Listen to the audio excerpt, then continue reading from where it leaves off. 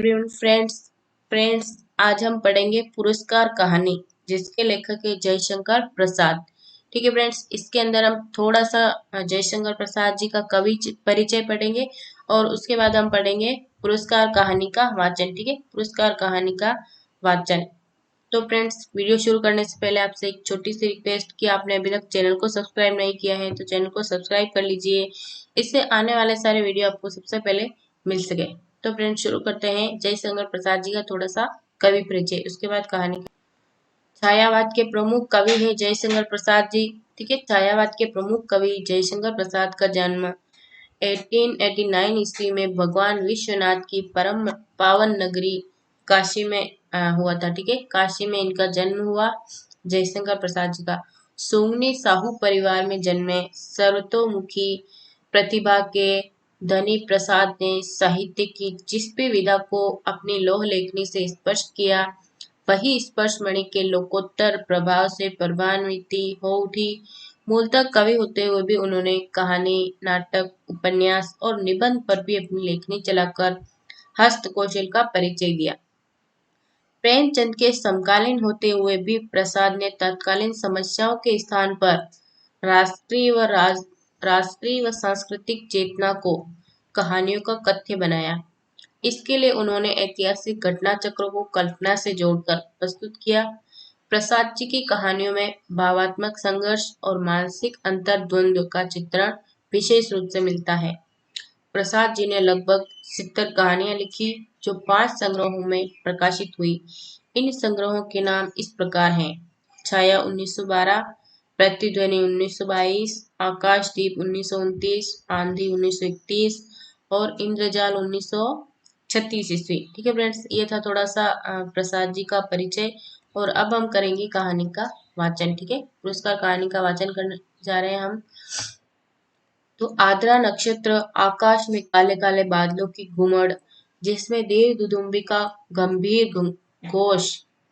प्राची प्राची का मतलब होता है पूरब दिशा। ठीक है, पूरब दिशा के एक निरभ्र कोने से स्वर्ण पुरुष झांकने लगा। देखने महाराज की सवारी। शैलमाला के अंचल में ये निरभ्र का मतलब होता है बिना बादल का। ठीक है, निरभ्र का क्या मतलब होता है? बिना बादल का बिना बादल का या मेघ शून्य। शैलमाला के अंचल में समतल उर्वरा भूमि से सौंधी बास उठ रही थी। नगर तोरण से जयघोष हुआ। भीड़ में गजराज का चामरधारी पुंड उन्नत पड़ा। वह हर्ष और उत्साह का समुद्र हिलोर भरता हुआ आगे बढ़ने लगा। प्रभात की हेम किरणों से अनुरंजित का मतलब होता है अनुराग या प्रीति या किसी कन्या से पुरुष का प्रेमाचार करना। ठीक है, उसको बोलते हैं अनुरंजित। प्रभात की हेम किरणों से अनुरंजित नन्ही नन्ही बूंदों का एक झोंका स्वर्ण मल्लिका के समान बरस पड़ा। मंगल सूचना से जनता ने हर्ष ध्वनि की। रथों, हाथियों और अश्वारोहियों की पंक्ति जम गई। दर्शकों की भीड़ भी कम न थी। गजराज बैठ गया। सीढ़ियों से महाराज उतरे। सौभाग्यवती और कुमारी सुंदरियों के 2 दल आम्र पल्लवों से सुशोभित, यानी कि आम के पत्तों से सुशोभित मंगल कलश और फूल, कुमकुम तथा खीलों से भरे थाल लिए मधुर गान करते हुए आगे बढ़े। महाराज के मुख पर मधुर मुस्कान थी। पुरोहित वर्ग ने स्वस्त्ययन किया। ठीक है, स्वस्त्ययन का मतलब होता है मंगल जनक कर्म जिसके करने से अशुभ का नाश हो और शुभ प्राप्त हो। ठीक है, अशुभ का नाश होता है, शुभ प्राप्त होता है, ये स्वस्त्ययन का मतलब होता है। स्वर्ण रंजित हल की मूठ पकड़कर महाराज ने जुते हुए सुंदर पुष्ट बैलों को चलने का संकेत किया। बाजे बजने लगे। किशोरी कुमारियों ने खीलों और फूलों की वर्षा की। कौशल का यह उत्सव प्रसिद्ध था। एक दिन के लिए महाराज को प्रेषक बनना। ठीक है, ये कौशल का एक उत्सव है जिसके बारे में हम पढ़ रहे हैं। कौशल का उत्सव क्या है? कि एक दिन के लिए महाराज को कृषक बनना पड़ता। उस दिन इंद्र पूजन की धूमधाम होती, गोट होती, नगर निवासी उस पहाड़ी भूमि से आनंद मनाते। प्रतिवर्ष कृषि का यह महोत्सव उत्साह से संपन्न होता। दूसरे राज्यों से भी युवक राजकुमार इस उत्सव में बड़े चाव से आकर योग देते। ठीक है, ये कौशल का एक उत्सव है, प्रसिद्ध है। ठीक है, मगध का एक राजकुमार अपने रथ पर बैठा बड़े कुतूहल से यह दृश्य देख रहा था। ठीक है, ये उत्सव चल रहा था और मगध का एक राजकुमार जो रथ पर बैठा हुआ था और कुतूहल से यह दृश्य देख रहा था। बीजों का एक थाल लिए कुमारी मधुलिका महाराज के साथ थी। ठीक है, बीजों का एक थाल, ठीक है, बीज होते हैं ना, बीज खेतों में बोते हैं, उनका एक थाल ली कुमारी मधुलिका महाराज के साथ थी। बीज बोते हुए महाराज जब हाथ बढ़ाते तब मधुलिका उनके सामने थाल कर देती। ठीक है, महाराज बीज लेने के लिए हाथ आगे करते तो मधुलिका थाल सामने कर देती। ठीक है, बीज लेने के लिए। यह खेत मधुलिका का था जो इस साल महाराज की खेत के लिए चुना गया था, इसलिए बीज देने का सम्मान मधुलिका को ही मिला। वह कुमारी थी, सुंदर थी, वसन उसके शरीर पर इधर उधर लहराता हुआ स्वयं शोभित हो रहा था। वह कभी उसे संभालती और कभी अपने रखे अलकों को। कृषक बालिका के शुभ्र बाल पर श्रम कणों की भी कमी न थी। वे सब बरौनियों में गूंथे जा रहे थे। सम्मान और लज्जा उसके अधरों पर समंदर मुस्कुराहट के साथ सिहर उठते। किंतु महाराज को बीज देने में उसने शिथिलता नहीं की। सब लोग महाराज का हल चलाना देख रहे थे, विस्मय से, कुतूहल से। और अरुण देख रहा था। ठीक है, राजकुमार जो देख रहा था ना, उसका नाम अरुण है। कृषक कुमारी मधुलिका को राज अरुण किसको देख रहा था? मधुलिका को। ठीक है, बाकी सब लोग जो उत्सव था उसको देख रहे थे और अरुण किसको देख रहा था? कुमारी मधुलिका को। आहा, कितना भोला सौंदर्य, कितना सरल चितवन। उत्सव का प्रधान कृत्य समाप्त हो गया। ठीक है, उत्सव पूरा समाप्त हो गया। महाराज ने मधुलिका के खेत को पुरस्कार दिया।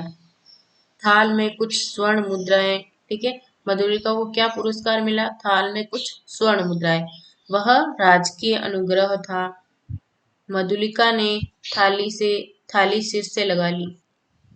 यहाँ पर अनुग्रह, राजकीय अनुग्रह का मतलब होता है कृपा या दया। सरकार या राज्य की ओर से होने वाली रियायत। ठीक है, उसको अनुग्रह बोला जाता है, या सरकार की ओर से दया, कृपा। ठीक है, मधुलिका ने थाली सिर से लगा ली, किंतु साथ ही उसमें स्वर्ण मुद्राओं को महाराज पर न्यौछावर करके बिखेर दिया।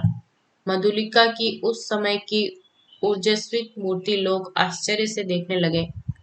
महाराज की भ्रुकुटी भी जरा चढ़ी थी कि मधुलिका ने सविनय कहा, देव, यह मेरे पितृ पितामहों की भूमि है, इसे बेचना अपराध है, इसलिए मूल्य स्वीकार करना मेरी सामर्थ्य के बाहर है।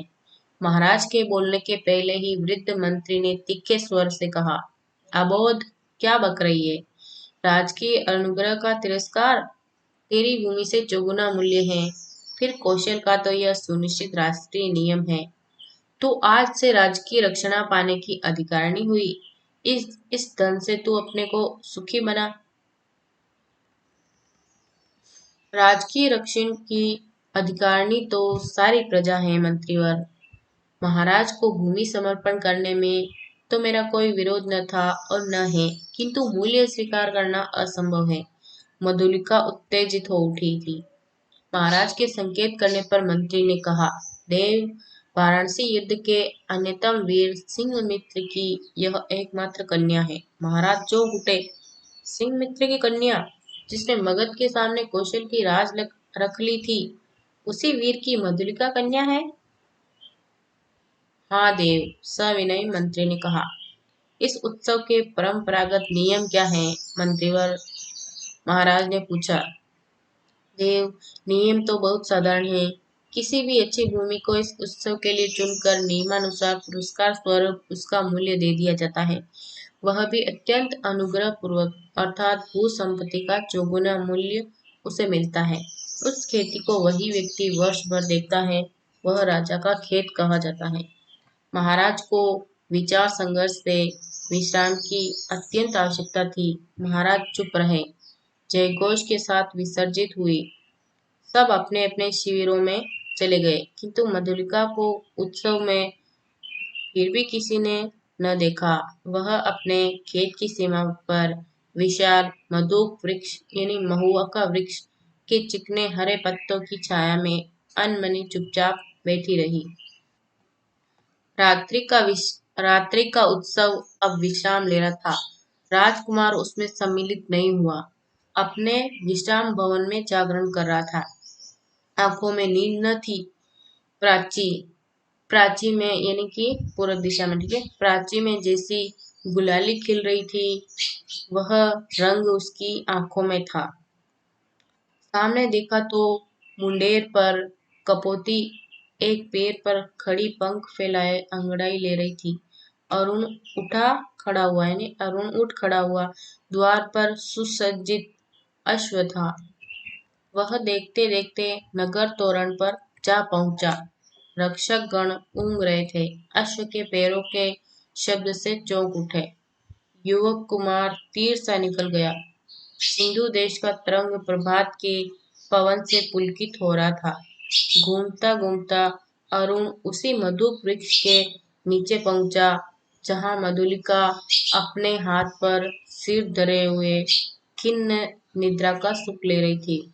अरुण ने देखा, एक छिन्न माधवीलता वृक्ष की शाखा से अलग होकर पड़ी है। सुमन मुकुलित, ये मुकुलित का अर्थ होता है आधा खुला और आधा बंद, ठीक है। सुमन यानी फूल होता है, फूल आधा खुला आधा बंद, ठीक है। सुमन मुकुलित ब्राह्मण निष्पन्द थे, ठीक है। अरुण ने अपने अश्व को मौन रहने का संकेत दिया, उस सुषमा को देखने के लिए, ठीक है। परंतु कोकिल बोल उठा। जो अरुण है उसने अपने घोड़े को मौन रहने का संकेत इसलिए दिया क्योंकि मधुलिका सो रही थी, ठीक है। लेकिन जो कोकिल है वो बोल उठा।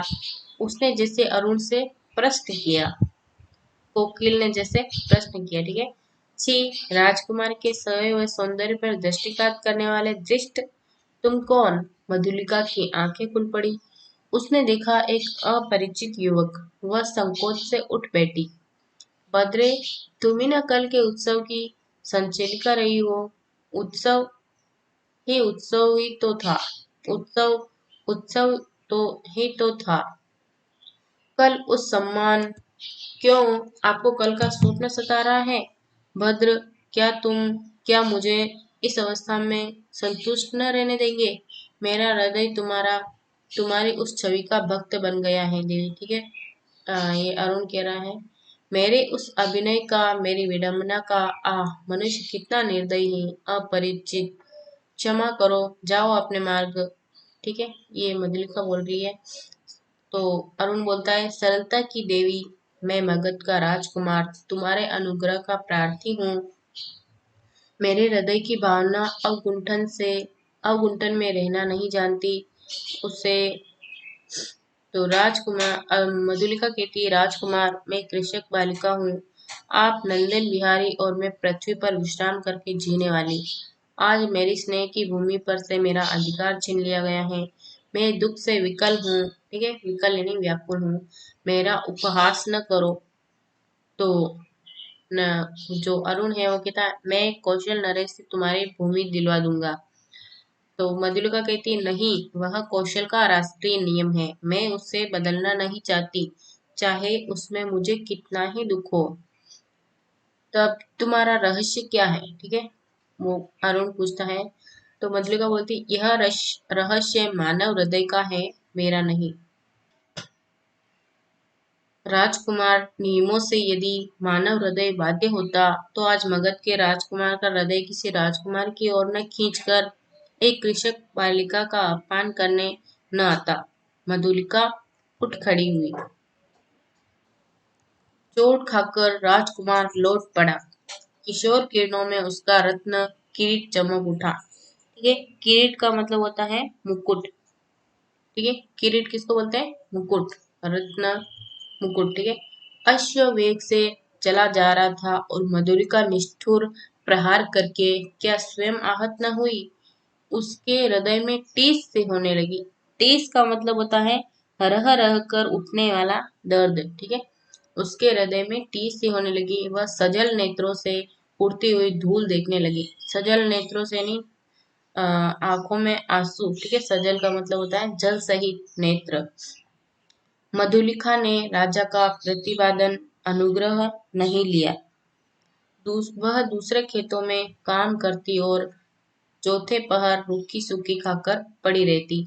मधुक वृक्ष, यही महुए का वृक्ष। ठीक है, मधुक वृक्ष के नीचे एक छोटी सी पर्ण कुटीर थी। पर्ण कुटीर का मतलब होता है पत्तों से बनी हुई कुटिया। सूखे डंठलों से उसकी दीवार बनी थी।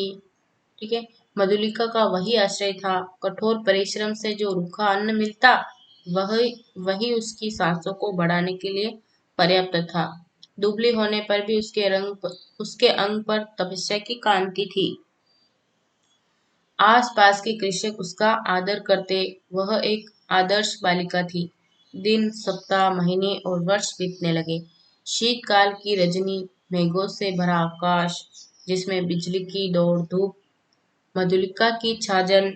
छाजन का मतलब होता है छप्पर। मधुलिका का छप्पर टपक रहा था। ओढ़ने की कमी थी। ठिठुर कर एक कोने में बैठी थी। मधुलिका मधुलिका अपने अभाव को आज बढ़ाकर सोच रही थी। जीवन में सामंजस्य बनाए रखने वाले उपकरण तो अपनी सीमा निर्धारित रखते हैं, परंतु उनकी आवश्यकता और कल्पना भावना के साथ बढ़ती घटती जाती है।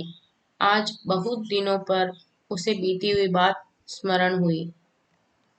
2 नहीं 3 वर्ष हुए होंगे। इसी मधु के नीचे प्रभात में तरुण राजकुमार ने क्या कहा था? तरुण यानी युवा। ठीक है, वह अपने हृदय से पूछने लगी। उन चाटुकारी के शब्दों को सुनने के लिए उत्सुक से वह पूछने लगी, क्या कहा था?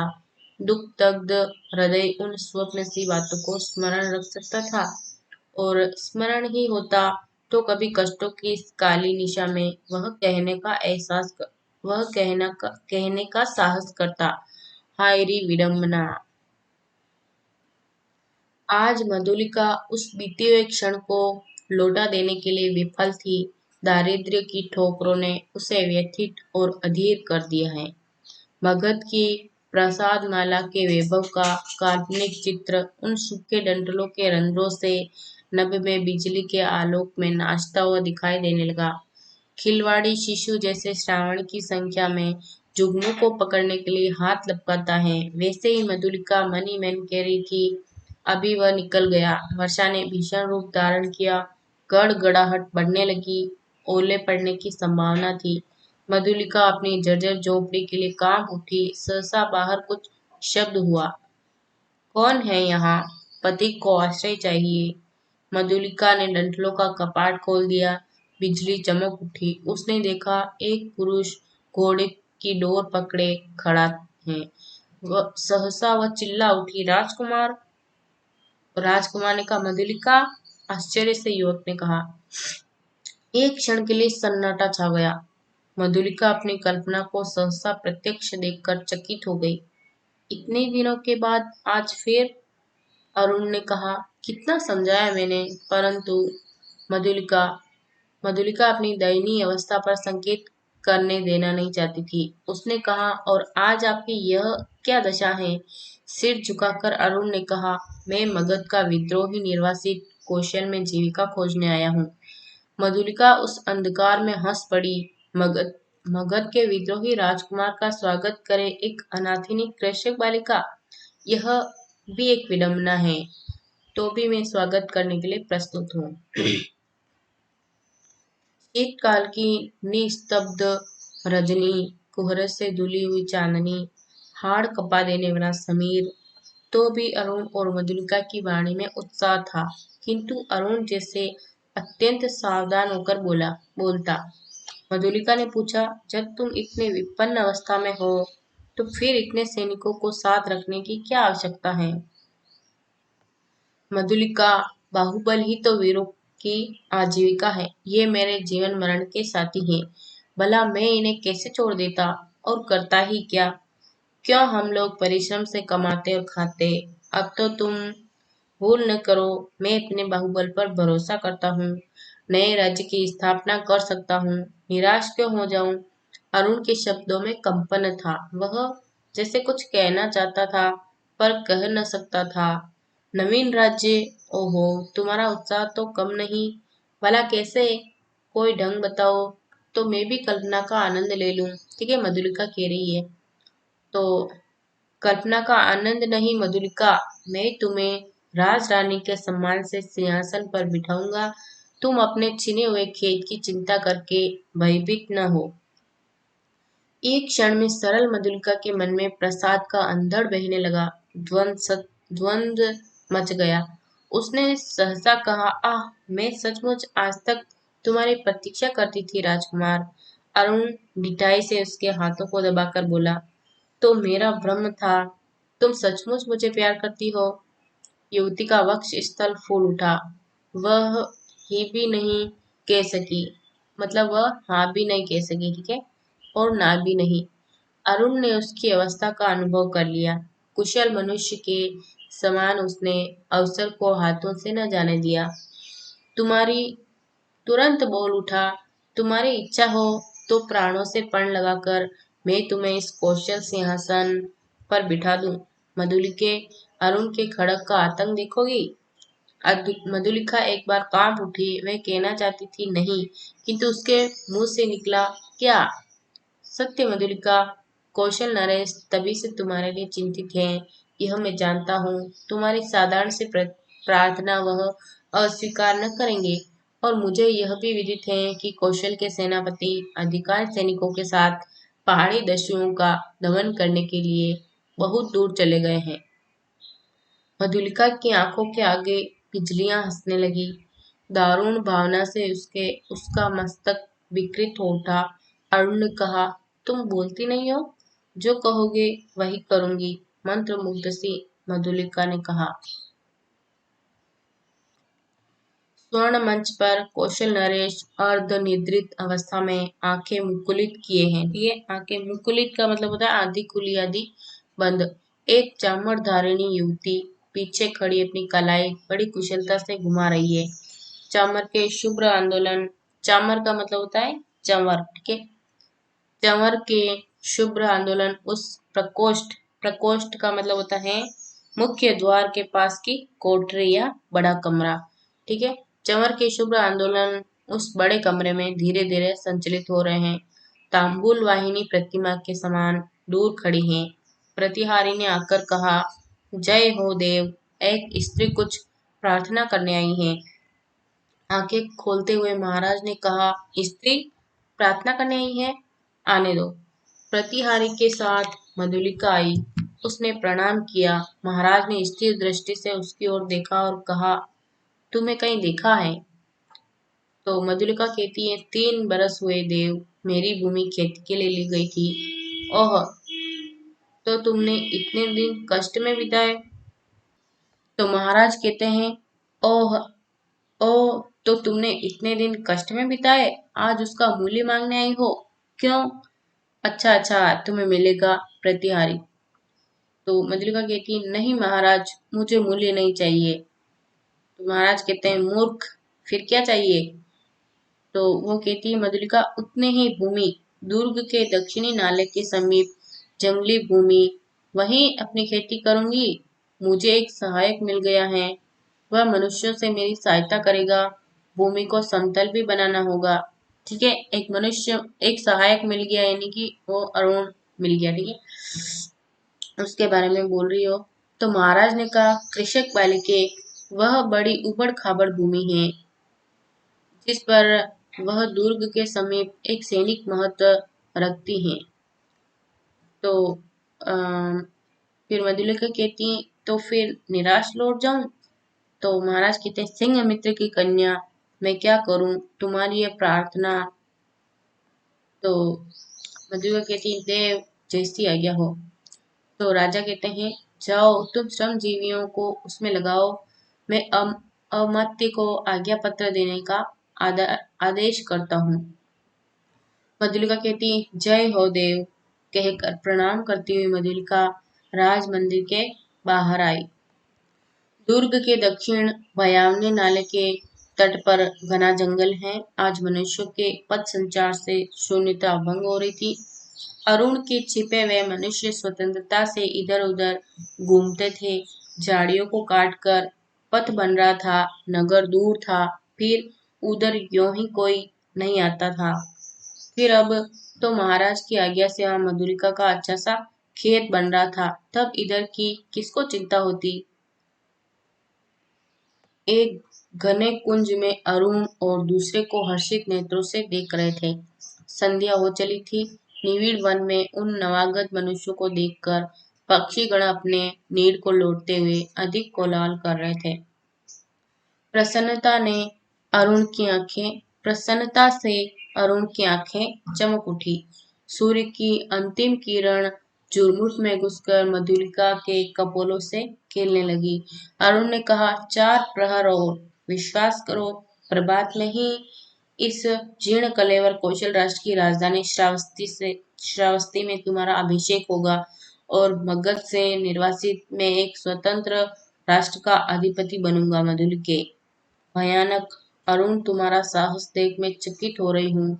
केवल 100 सैनिकों से तुम रात के तीसरे प्रहर मेरे विजय यात्रा होगी। तो तुमको इस विजय पर विश्वास है? तो अरुण कहता है अवश्य। तुम अपनी झोपड़ी में यह रात बिताओ। प्रभात से तो राज मंदिर ही तुम्हारा लीला निकेतन बनेगा। मधुलिका प्रसन्न थी, किंतु अरुण के लिए उसकी कल्याण कामना सशंक थी। सशंक यानी कि उसको पूरा विश्वास नहीं हो रहा था। ठीक है, उसको शंका हो रही थी। वह कभी कभी उद्विग्न सी होकर बालकों के समान प्रश्न कर बैठती। अरुण उसका समाधान कर देता। सहसा कोई संकेत पाकर उसने कहा अच्छा अंधकार अधिक हो गया। अभी तुम्हें दूर जाना है और मुझे भी प्राणपण से इस अभियान के प्रारंभिक कार्यों को अर्धरात्रि तक पूरा कर लेना चाहिए। तब रात्रि भर के लिए विदा। मधुलिके मधुलिका उठ खड़ी हुई। कंटीली झाड़ियों से उलझती हुई क्रम से बढ़ने वाले अंधकार में वह झोपड़ी की ओर चली। पथ अंधकारमय था और मधुलिका का हृदय भी निविड़ तम से गिरा था। उसका मन सहसा विचलित हो उठा। मधुरता नष्ट हो गई। जितनी सुख कल्पना थी वह जैसे अंधकार में विलीन होने लगी। वह भयभीत थी। पहला भय उसे अरुण के लिए उत्पन्न हुआ। यदि वह सफल न हुआ तो ऐसे मतलब मधुलिका कह रही कि यदि अरुण सफल नहीं हुआ तो फिर सहसा सोचने लगी वह क्यों सफल हो। श्रावस्ती दुर्ग एक विदेशी के अधिकार में क्यों चला जाए। मगध का चिर शत्रु ओह उसकी विजय। कौशल नरेश ने क्या कहा था। सिंह मित्र की कन्या सिंह मित्र कौशल का रक्षक वीर उसी की कन्या आज क्या करने जा रही है। नहीं नहीं मधुलिका मधुलिका जिसे उसके पिता उस अंधकार में पुकार रहे थे। वह पगली की तरह चिल्ला उठी। रास्ता भूल गई। रात एक पहर बीत चली पर मधुलिका अपनी झोपड़ी तक न पहुंची। वह उधेड़ बुन में विक्षिप्त सी चली जा रही थी। उसकी आंखों के सामने कभी सिंह मित्र और कभी अरुण की मूर्ति अंधकार में चित्रित होती जाती। उसने सामने आलोक दिखाई पड़ा। वह बीच पथ में खड़ी हो गई। प्राय 100 उल्काधारी अश्वारोही चले आ रहे थे और आगे आगे एक वीर अधेड़ सैनिक था। उसके बाएं हाथ में अश्व की वल्गा और दाहिने हाथ में नग्न खड्ग। अत्यंत वीरता से वह टुकड़ी अपने पथ पर चल रही थी, किंतु मधुलिका बीच पक्ष से हिली नहीं। प्रमुख सैनिक पास आ गया पर मधुलिका अब भी नहीं हटी। सैनिक ने अश्व रोककर कहा कौन। कोई उत्तर नहीं मिला। तब एक दूसरे अश्वारोही ने पकड़ कड़क कर कहा तू कौन है स्त्री। कौशल के सेनापति को शीघ्र उत्तर दो। रमणी जैसे विकारग्रस्त स्वर में चिल्ला उठी बांध लो मुझे बांध लो मेरी हत्या करो मैंने अपराधी ऐसा किया है। सेनापति हंस पड़े बोले पगली है। तो मल्लिका कहती है पगली नहीं। यदि वही होती तो इतनी विचार वेदना क्यों होती। सेनापति मुझे बांध लो राजा के पास ले चलो। तो वो जो सेनापति है वो कह रहा क्या है स्पष्ट कह। तो मधुलिका कहती है श्रावस्ती का दुर्ग एक प्रहर में दस्युओं के हस्तगत हो जाएगा। दक्षिणी नाले के पार उनका आक्रमण होगा। सेनापति चौंक उठे। उन्होंने आश्चर्य से पूछा, तू क्या कह रही है? तो मधुलिका कहती है, मैं सत्य कह रही हूँ, शीघ्रता करो। तो सेनापति ने 80 सैनिकों को नाले की ओर धीरे धीरे बढ़ने की आज्ञा दी और स्वयं 20 अश्वारोहियों के साथ दुर्ग की ओर बढ़े। मधुलिका एक अश्वारोही के साथ बांध दी गई। श्रावस्ती का दुर्ग कौशल राष्ट्र का केंद्र इस रात्रि में अपने विगत वैभव का स्वप्न देख रहा था। भिन्न राजवंशों ने उसके प्राप्तों पर अधिकार जमा लिया है। अब वह केवल कई गांवों का अधिपति है, फिर भी उसके साथ कौशल के अतीत की स्वर्ण गाथाएं लिपटी हैं। वही लोगों की ईर्ष्या का कारण है। जब थोड़े से अश्वारोही बड़े वेग से आते हुए दुर्ग द्वार पर रुके, तब दुर्ग के प्रहरी चौंक उठे। उल्का के आलोक में उन्होंने सेनापति को पहचाना। द्वार खुला। सेनापति घोड़े की पीठ से उतरे। उन्होंने कहा, अग्निसेन, दुर्ग में कितने सैनिक होंगे? सेनापति की जय हो। 200 सैनिक है, ठीक है।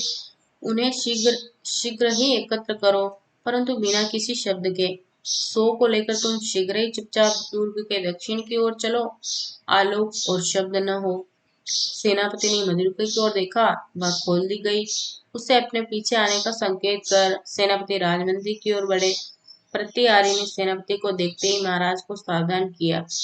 वह अपनी सुख निद्रा के लिए प्रस्तुत हो रहे थे, किंतु सेनापति और साथी मधुलिका को देखते ही चंचल हो उठे। सेनापति ने कहा, जय हो देव, इस स्त्री के कारण मुझे इस समय उपस्थित होना पड़ा है। महाराज ने स्थिर नेत्रों से देखकर कहा, सिंह मित्र की कन्या, फिर यहाँ क्यों? क्या तुम्हारा क्षेत्र नहीं बन रहा है? कोई बाधा? सेनापति, मैंने दुर्ग के दक्षिणी नाले के समीप की भूमि इसलिए दी है। क्या उसी संबंध में तुम कहना चाहते हो? तो देव, किसी गुप्त शत्रु ने उसी ओर से आज की रात में दुर्ग पर अधिकार कर लेने का प्रबंध किया है और इसी स्त्री ने मुझे पथ में यह संदेश दिया है। राजा ने मधुलिका की ओर देखा। वह कांप उठी। घृणा और लज्जा से वह गड़ी जा रही थी। राजा ने पूछा, मधुलिका, यह सत्य है? तो मधुलिका कहती है, हाँ देव। राजा ने सेनापति से कहा, सैनिकों को एकत्र करके तुम चलो, मैं अभी आता हूँ। सेनापति के चले जाने पर राजा ने कहा, सिंह मित्र की कन्या, तुमने एक बार फिर कौशल का उपकार किया है। वह सूचना देकर तुमने पुरस्कार का काम किया है। अच्छा, तुम यहीं ठहरो, पहले उन आतिथ्यों का प्रबंध कर लूं। अपने साहसिक अभिमान में अरुण बंदी हुआ और दुर्ग अलका के आलोक में अतिरंजित हो गया। भीड़ ने जयघोष किया। सबके मन में उल्लास था। श्रावस्ती दुर्ग आज एक दस्यु के हाथों में जाने से बचा था। जवान वृद्ध नारी आनंद से उन्मत्त हो उठे। ये जवान वृद्ध नारी, ये सब मतलब उस दुर्ग के सारे लोग, ठीक है। जवान भी है, वृद्ध भी है और नारियां भी है। सभी आनंद से उन्मत्त हो उठे। उषा के आलोक में सभा मंडप दर्शकों से भर गया। बंदी अरुण को देखते ही जनता ने रोष से हुंकारते हुए कहा, वध करो। राजा ने सबसे सहमत होकर आज्ञा दी। प्राण दंड। मधुलिका बुलाई गई। वह पगली सी आकर खड़ी हो गई। कौशल नरेश ने पूछा, मधुलिका, तुझे जो पुरस्कार लेना हो मांग। वह चुप रही। राजा ने कहा, मेरी नीच की जितनी ख्याति है, मैं सब तुझे देता हूँ। मधुलिका ने एक बार बंदी अरुण की ओर देखा। उसने कहा, मुझे कुछ न चाहिए। अरुण हंस पड़ा। राजा ने कहा, नहीं, मैं तुझे अवश्य दूंगा, मांग ले। तो मधुलिका कहती है, तो मुझे भी प्राण दंड मिले। कहती वह बंदी अरुण के पास जाकर खड़ी हो गई। ठीक है फ्रेंड्स, ये कहानी यही समाप्त हुई और आपको कहानी अच्छी लगी हो, समझ में आई हो, तो वीडियो को लाइक और आपके दोस्तों में शेयर कीजिए और चैनल को सब्सक्राइब करना बिल्कुल ना भूलें। धन्यवाद।